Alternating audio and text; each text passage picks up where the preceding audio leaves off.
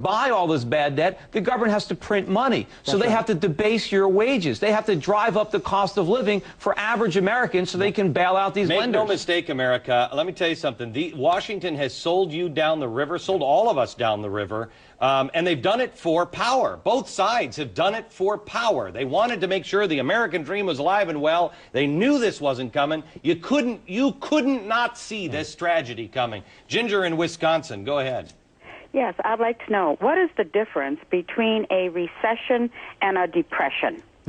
Well, you know, a recession is when your neighbor is out of a job, and a depression was when you're out of a job. And remember when Ronald Reagan said the recovery was when Jimmy Carter's out of a job. So maybe it's when Congress is out of a job. We're all about to find out the difference. But, you know, I think a depression is just a very severe, long, deep recession that doesn't go for quarters, but goes for years. And I think at the end of the Barack Obama administration, we'll still be in this thing. It's going to be worse. You say what you said off the air. You said that you thought that there was a possibility that we don't survive the next 4 years. Well, I mean, the dollar. I think we're going to have a major crisis in the dollar. There's going to be, you know, the dollar will collapse, and that will send long-term interest rates and consumer prices much higher. See, the problem, Barack is right that the fundamentals of the economy are not sound, but he's going to make them less sound. Right. He wants to put the economy back on track. The problem is that track is leading to a brick wall. You know what? We need a whole different track. Say anything else? No, I mean, they're both saying the same damn thing. Well, unfortunately. and, you know, the question about a depression versus a recession, if you think about what happened in the 1930s,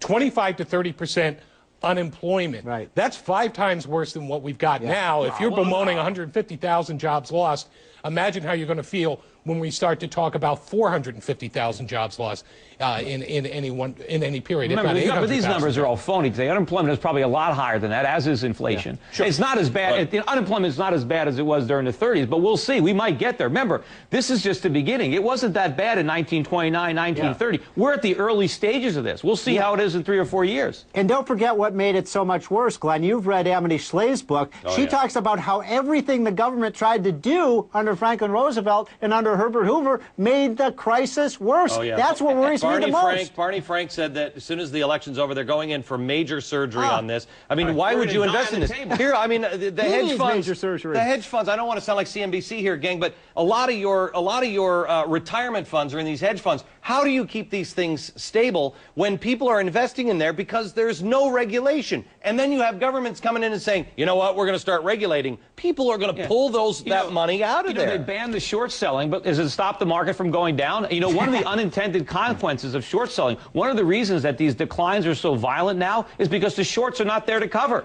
Right. They took away the buyers. Let me go to Greg in North Carolina. Hi, Greg. Hey, good evening, Glenn. Hey, so my one comment here before my question is that, you know, capitalism is built on these moral pillars, and I think today part of our struggle is that we have moral relativism, and this is the consequence of it. Right. But capitalism can heal itself if you let greed. When greed takes over, it collapses on itself. You let it collapse and punish the people. Greed is normally balanced by fear. Right. But the government took the fear out of the equation by guaranteeing everything, by letting everybody think there was no consequences and no risk. All right. That's what killed it. Greg, go ahead. What's your question? So my question is tonight,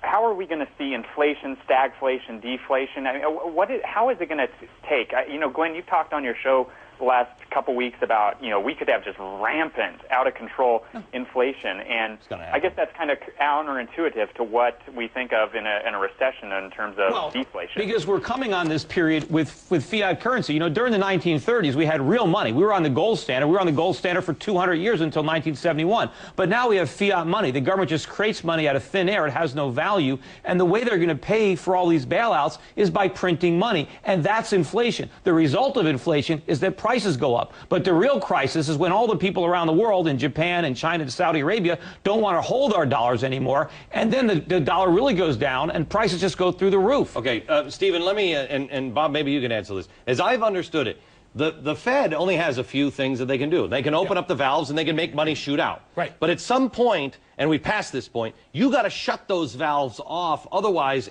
you can no longer control up and down. You can no longer control the value.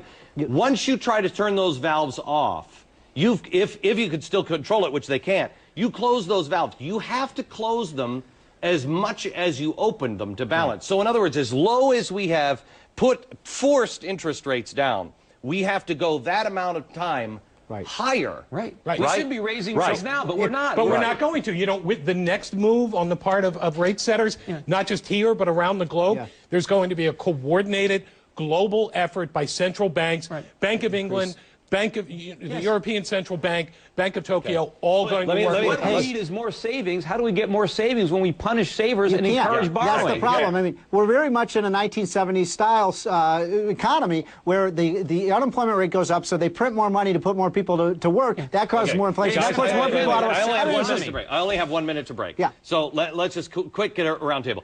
Are people going to be able to get a loan for student loans in the next 12 months? No. You're going to be able to say, no.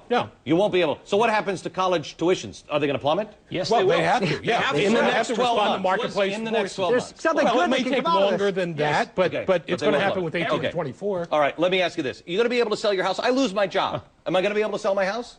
Not at the price you want. Not at your current price. Okay, but let's say I have 15% in it. Let's be crazy. Let's say I have 10% in it. Am I going to be able to get my prize?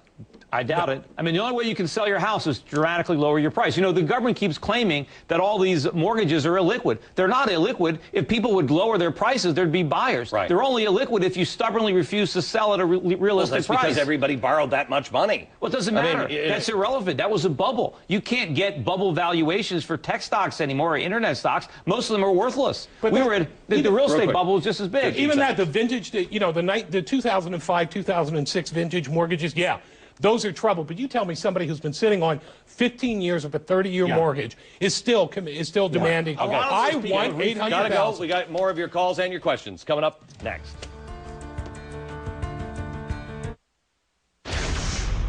The action Congress took today is a tourniquet. It's not a permanent solution.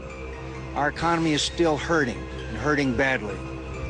Further action is needed, and it shouldn't take a crisis to get this country to act, and this Congress to act in a bipartisan fashion.